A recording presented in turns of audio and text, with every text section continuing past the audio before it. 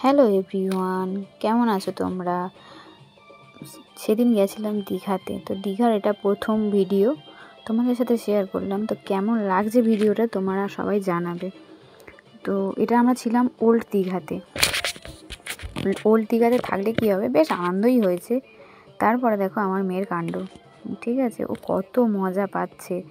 এবার তারপরে তো আমি তো মানে সমুদ্র প্রেমিক, মানে প্রেমিকা জয়াই বলতে পারো, ঠিক আছে। তো গেছিলাম আমি, আমার শাশুড়ি, আমার বর, আমার মেয়ে, সবাই মিলে গেছিলাম। সমুদ্রের প্রতি আমার একটা আলাদাই ভালোবাসা, যেটা কাউকে বোঝানো যাবে না। তবে আমার বরের ভালো লাগে হচ্ছে গিয়ে পাহাড়। তো সেই যাই হোক, তোমাদের কেমন লাগে সমুদ্র তোমরা অবশ্যই আমাকে জানিও। তো আমার তো বেশ ভালো লাগে। তারপরে ওর বাবার কোলে উঠে মোটামুটি সমুদ্রের দেখতে দেখতে যাবে।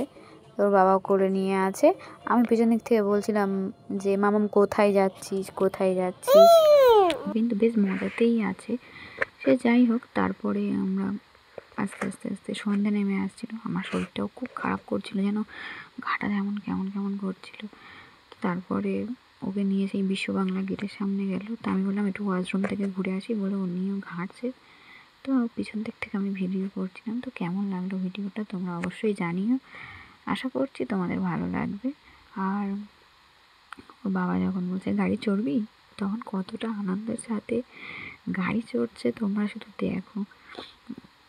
মানে প্রত্যেক দিন যে কদিন ছিলাম প্রত্যেক দিনই গাড়ি চড়েছে, কোনো দিনই বাদ দেয়নি। তো এই পর্যন্ত ভিডিওটা ভালো লাগলে প্লিজ লাইক করবেন।